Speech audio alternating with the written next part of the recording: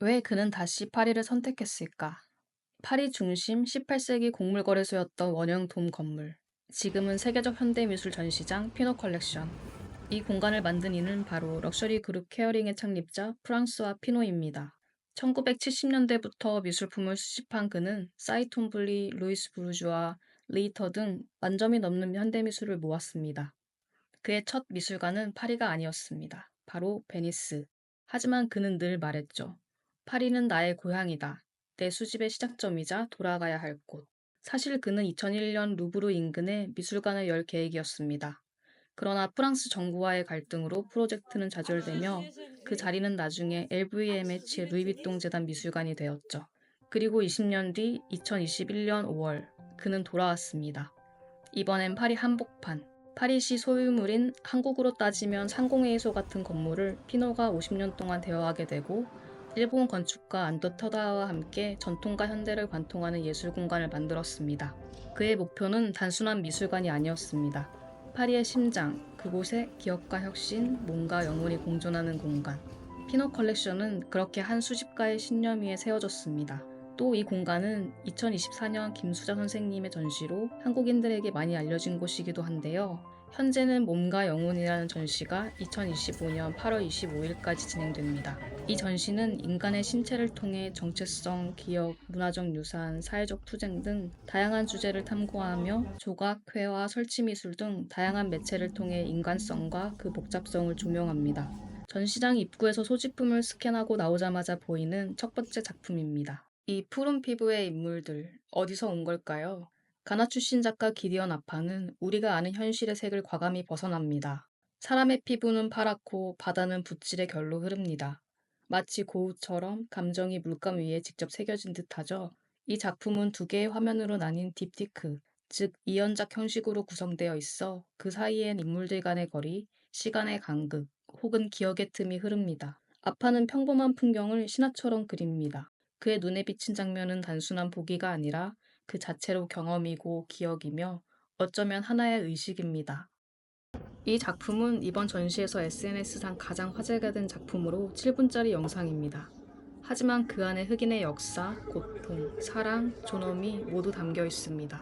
아쏘 자판의 영상감독 출신의 작가로 수백 개의 뉴스, 유튜브, 홈비디오 영상을 모아 하나의 시적 서사로 재구성했습니다. 웃는 아이, 마이클 잭슨, 셀마 행진, 경찰의 폭력, 모든 장면 위엔 카니 웨스트의 노래가 흐릅니다.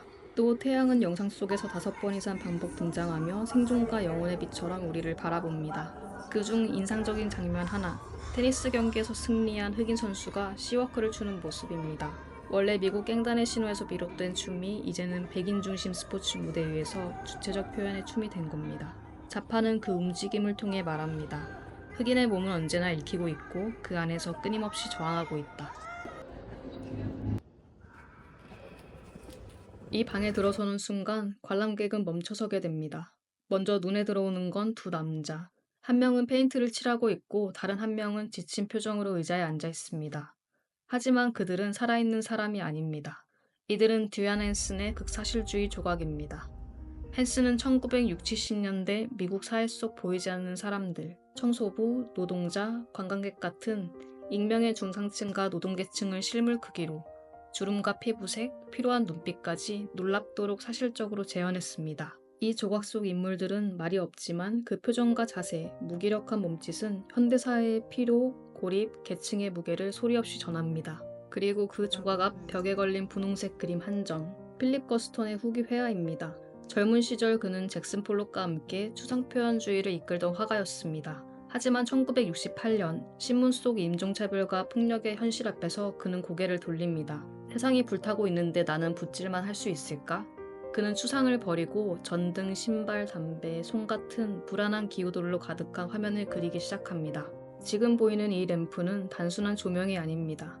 깜빡이는 불안, 감시의 눈빛 혹은 작가 자신의 고립된 자아를 비추는 불빛입니다. 분홍색은 여기서 따뜻한 색이 아닙니다. 살해색, 죽음의 색, 시대의 우울을 담고 있습니다.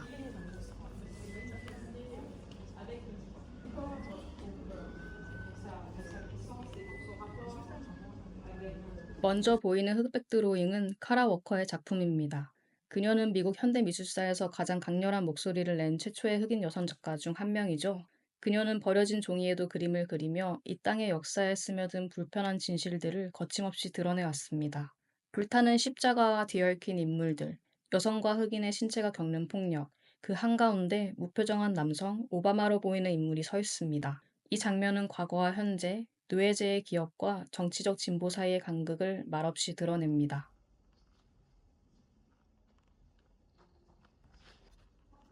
이 회화는 캐리 제임스 마셜의 작품으로 그는 흑인의 몸, 흑인의 이미지가 미술사 속에서 어떻게 다뤄져 왔는지를 정면으로 질문하는 작가입니다.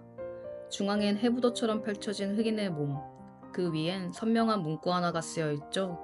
Beauty is only skin deep. 아름다움은 정말 피부 아래까지 닿을 수 있을까요? 그런데 얼굴을 보면 놀라운 디테일이 보입니다. 메이블린, 익숙한 화장품 브랜드 로고들이 흑인의 얼굴 위에 새겨져 있습니다. 이건 단순한 장식이 아닙니다. 마셜은 백인 중심의 화장품 산업이 오랫동안 흑인의 외모와 피부를 배제하거나 왜곡해온 현실을 비판합니다. 그리고 정중앙에 자리한 창문 없는 집. 이 구조는 교회일 수도, 감옥일 수도, 흑인 공동체의 메타포일 수도 있습니다. 이 작품은 단지 은유가 아닙니다. 2000년대 초반까지도 유럽 박물관에는 식민지에서 수집한 흑인의 유해와 신체 일부가 전시되어 있었습니다.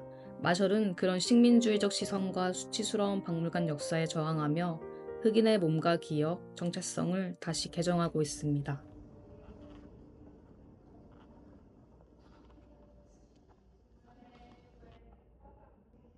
이 작품은 미라 쇼어의 2002년작, 제목은 It Didn't Happen, 그건 일어나지 않았다. 회색 달 위에 적힌 이 문장은 지워진 목소리, 침묵된 여성의 경험을 암시합니다. 말하지 못했고 들으려 하지 않았던 일들, 그러나 결코 사라진 적 없는 이야기들입니다. 화면은 두 색으로 나뉘어 있습니다. 왼쪽은 어두운 회색, 오른쪽은 강렬한 붉은색. 침묵과 고통, 생리와 분노, 밤과 낮을 나누는 경계죠. 가운데 여성은 마치 자신의 몸을 전시하는 듯 서 있습니다. 몸통 안에 붉은 자국은 보이지 않는 상처 혹은 사회가 외면한 진실의 흔적입니다. 오른쪽 이 시계는 자정을 가리킵니다. 시간이 멈추기 직전 또는 말하려는 찰나, 폭로되기 직전의 긴장이 담겨 있습니다. 왼쪽 아래 푸른 그림은 마치 여성 자궁의 곡선 혹은 감정의 파동처럼 보이죠? 쇼어는 말없이 말합니다. 일어나지 않았다고 해서 존재하지 않았던 건 아니다. 이 두 점의 회화는 쿠두자나의 바이올렛 후아미, 짐바브웨 출신으로 영국에서 활동 중인 작가의 작품입니다. 그녀는 자신의 가족 사진, 문화적 기억, 퀴어 정체성을 바탕으로 자신의 몸과 삶을 다층적으로 재구성합니다. 화면 위엔 실제 가족들의 사진이 콜라주처럼 붙어 있고 아래엔 작가 본인의 자화상이 그려져 있습니다.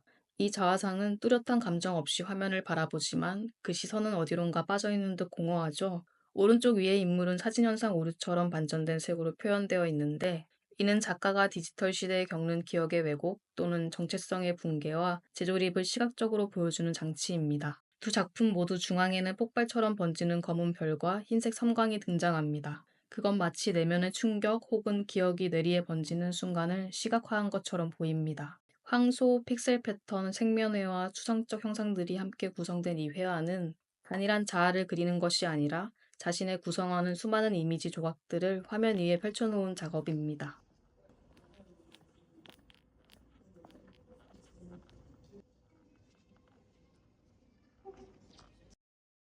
이 작품은 마를렌 듀마의 회화입니다. 그녀는 남아프리카 공화국에서 태어나 현재는 네덜란드에서 활동 중인 작가로 작품을 통해 인물, 감정, 죽음, 성, 폭력 같은 인간의 가장 내밀하고 복잡한 층위를 다루어 왔습니다. 이 회화는 자신의 어머니를 그린 유일한 그림 중 하나로 알려져 있습니다. 짙은 푸른 화면 속 누워있는 사람의 실루엣 위로 선명한 꽃다발이 놓여 있습니다. 그 장면은 마치 장례식 혹은 떠나보내는 의식처럼 보이죠. 그러나 뒤만은 슬픔을 외치지 않았습니다. 대신 이 차가운 화면 위에 조용한 상실과 정서의 잔향을 머물게 합니다. 죽음이라는 주제를 이토록 절제되고 시적인 방식으로 보여주는 작가는 드뭅니다. 이 그림은 작별의 순간 그리고 남겨진 감정의 무게를 담고 있습니다. 이 강렬한 회화는 케냐 출신의 현대화가인 마이클 아미타지의 작품입니다. 그는 캔버스 대신 루바고라는 무화과 나무 껍질 천 위에 그림을 그립니다. 이 천은 동아프리카에서 장례식과 제의에 쓰이는 신성한 재료인데요. 화면 곳곳엔 실제 천을 꿰맨 스티치 자국이 남아있어 이미지와 재료가 모두 기억과 상처의 흔적이 됩니다. 그가 그린 건 나이로비의 쓰레기 하치장 단도라. 그러나 이 풍경은 리얼리즘이 아닌 몽환적이고 신화적인 방식으로 구성됩니다. 후경엔 검은 연기가 피어오르고 중앙에는 상징적인 동물들과 인물들이 섞여 있죠. 이 그림은 단순히 보고 들인 현실이 아니라 정치, 종교, 공동체의 기억이 겹쳐진 동아프리카의 정신적 풍경입니다. 오늘 전시의 하이라이트 작품입니다. 전시 마지막에 걸린 이 캔버스들은 거대한 크기와 불안정한 회화 언어로 관객에게 압도적 감각 경험을 선사하면서도 작가의 예술적 철학, 질감과 색채 그 자체가 형상보다 먼저다를 명확히 전달합니다. 이 작품은 독일의 국민 작가 게오르그 바젤리치의 회화 시리즈 중 하나입니다.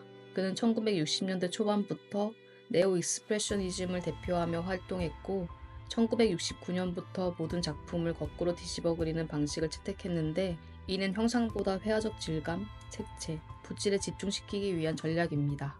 전시된 캔버스에는 인물이 거꾸로 매달린 듯 표현되어 있어 시점이 비틀리고 형체는 해체됩니다.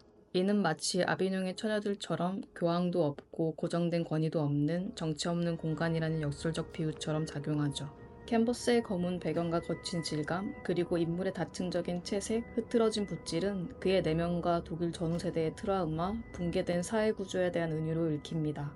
또한 바질리츠는 그림을 거꾸로 그리면 자연스럽게 구조 대신 재료와 회화 언어에 집중하게 된다고 말했습니다. 이 시리즈는 바로 권위, 스토리, 형식을 해체하고 회화 본연의 물성을 극대화한 작업인 셈입니다. 이렇게 전시 몸과 영혼은 인체의 신체를 통해 정체성과 사회, 기억과 권력의 문제를 탐구합니다. 조각, 회화, 설치, 영상에 이르기까지 수십 명의 작가가 던지는 질문은 하나입니다. 우리는 무엇을 몸에 새기고 무엇을 영혼에 남기는가? 그 질문은 이제 관객인 당신에게로 옮겨졌습니다.